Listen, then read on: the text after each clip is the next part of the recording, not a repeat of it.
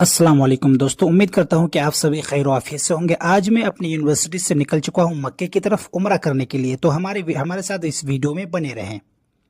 ये हमारे सामने बसें आ चुकी है। अब मैं बसों में सवार होने वाला हूं।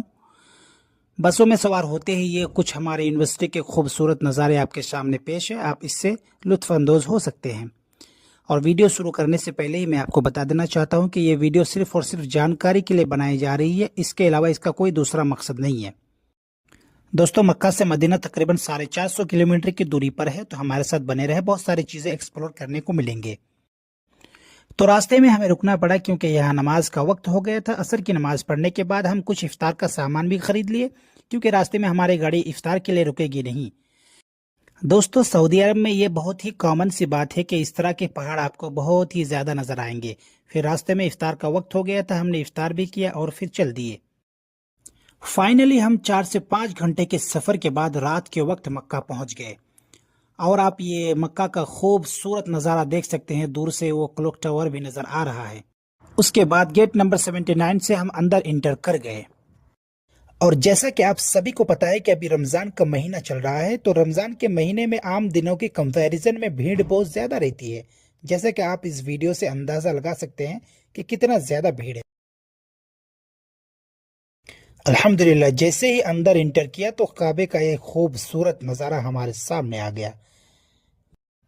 हमें से बहुत सारे लोग गलती कर बैठते हैं। हजर अस्वद को बुसा देने के लिए वहां पर भीड़ रहने के बावजूद वहां जाके धक्का मुक्की करते हैं, जिसकी वजह से बसाव का चोट भी लग जाती है। हमें ऐसा हरगिज नहीं करना है क्योंकि ये हमारे लिए फर्ज नहीं है। इसी तरह से हमें खाना काबा का तवाफ करते रहना है और तवाफ करने के दरमियान हमें दुआएं पढ़ती रहनी है।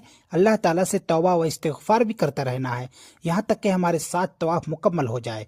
और 7 तवाफ मुकम्मल होने के बाद हमें मकाम इब्राहिम में 2 रकात नफली नमाज भी अदा करनी है।